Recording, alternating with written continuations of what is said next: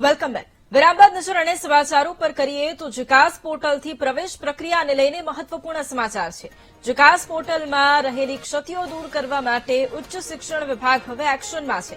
આ વખતે પ્રવેશ પ્રક્રિયા માત્ર 3 રાઉન્ડમાં પૂરી કરવાનું આયોજન છે. ગત વર્ષે 30 રાઉન્ડ સુધી પ્રવેશ પ્રક્રિયા ચાલી હતી. જે વિદ્યાર્થીને પ્રવેશ મળે તેણે પ્રવેશ મળ્યાનું કન્ફર્મેશન આપવું પડશે. છેલ્લા 2 વર્ષથી પ્રવેશ કાર્યમાં થઈ રહેલા વિલંબને અટકાવવા માટે ઉચ્ચ શિક્ષણ વિભાગનો આ પ્રયાસ છે. રાજ્યની તમામ સરકારી યુનિવર્સિટીના પ્રતિનિધિઓની બેઠકમાં નિર્ણય લેવાયો છે. આ બેઠકમાં ગુજરાત યુનિવર્સિટી, સૌરાષ્ટ્ર યુનિવર્સિટી સહિત 15 સરકારી યુનિવર્સિટીના પ્રતિનિધિઓ ઉપસ્થિત રહ્યા. મહત્વનું છે કે ધોરણ 12ના પરિણામ પહેલા જ સરકારી યુનિવર્સિટીમાં પ્રવેશ પ્રક્રિયા શરૂ થઈ જશે, જેના માટે જીકાસ પોર્ટલને વધારે અપડેટ કરવામાં આવશે. એના સંદર્ભમાં સરકારશ્રીએ સલાહ સૂચન પ્રમાણે જીકાસ પોર્ટલને આપણે જે ગુજરાત યુનિવર્સિટીમાં પ્રવેશ પ્રક્રિયા કરતા હતા એના સંદર્ભમાં જીકાસ પોર્ટલને મોડિફાઈડ કરવામાં આવ્યું અને 2-3 અગત્યના મુદ્દા નક્કી કરવામાં આવ્યા.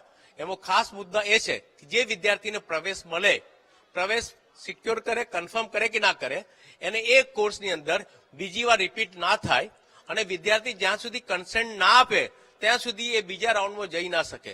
એટલે ખોટા જે રિપીટેશન અને લાંબા નંબરના રાઉન્ડ થયા એ બધા અટકાવી શકાય. અને સરકારશ્રીએ એવું નક્કી કર્યું કે મેજર 3 રાઉન્ડની અંદર પ્રક્રિયા પૂરી થાય પછી કેટલા સીટ ખાલી રહેશે અને કયા વિદ્યાર્થી બાકી રહેશે એના પ્રમાણે આગળના તબક્કામાં એની પ્રવેશ પ્રક્રિયાનું એનાઉન્સ કરશે, એલાન કરશે. અમદાવાદ જિલ્લા શિક્ષણ